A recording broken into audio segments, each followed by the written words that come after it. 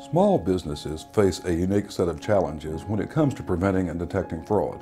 Research shows that a single fraud incident costs small businesses a median amount of over $150,000. Losing that much money to employee theft is an expense many small businesses just can't absorb. You rely on the trust of your employees to make your company successful, but how much trust is too much? Just ask these convicted fraudsters. The acts that I perpetrated personally could have been caught very easily with just a good boss. And honestly, too much trust in some ways is very unfair to the person being trusted, because we can all be tempted in various ways. I'm Jim Ratley, President and CEO of the Association of Certified Fraud Examiners. Here's the story of one small business owner who trusted his employee too much. My name is Roy Faust. I own a small custom kitchen and bath remodeling business. The reason I started this business is because I'm truly passionate about remodeling. I love it.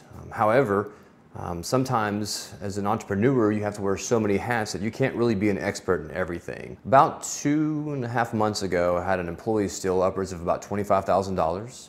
The way that she was stealing money was that she was stealing my physical checks, writing checks to herself and depositing those checks. Then she was going into QuickBooks and basically changing around some of the coding to hide some of her transactions. Unfortunately, Roy did not implement clear strategies to prevent fraud at his company until it was too late. The best way to protect your business from fraud is to be proactive.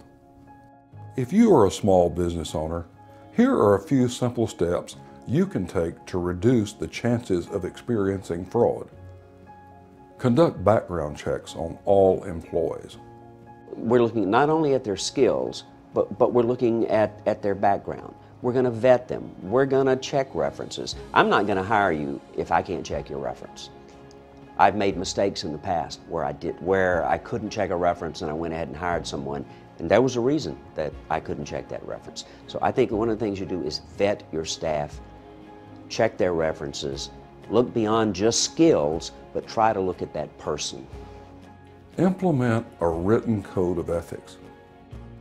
Generally, a code of ethics of a company really should be short. It needs to be something that company employees can pick up and use on a daily basis. If it's a long narrative, a long book, it's not helpful.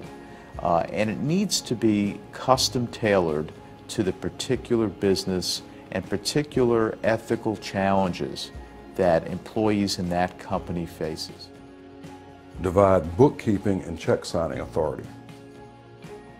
It was easy. There was not a lot of controls in place. There was not a lot of accountability. I cut the checks, I signed the checks, I reconciled the payroll accounts, the bank accounts. There was just not a lot of accountability. In fact, there was no accountability. Deliver bank statements unopened to top management. You know, if he'd been opening his bank statements, I hate to say that because I don't want to blame my client for the way I victimized him. But the truth is, had he opened a bank statement 6 months earlier, and had I known he opened a bank statement, I might have pulled away. We could have saved both of us some money and some heartbreak. Implement a reporting mechanism or hotline. According to research from the Association of Certified Fraud Examiners, the #1 method of detecting fraud is through tips, and most of those tips, of course, come from employees.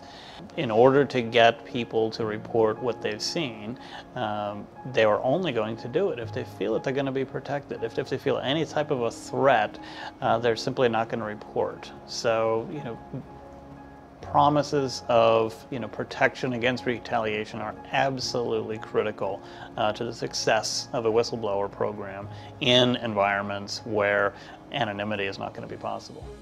Placing trust in employees is a necessary part of running a small business, but that trust also raises the risk of fraud.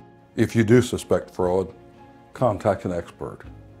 And for more fraud prevention resources, visit acfe.com. On behalf of the Association of Certified Fraud Examiners, I'm Jim Radley. When I first discovered I had been defrauded, I felt so stupid. I felt embarrassed, but I had to sort of face up to the fact that it wasn't that I was stupid, I just wasn't following the simple steps to prevent this.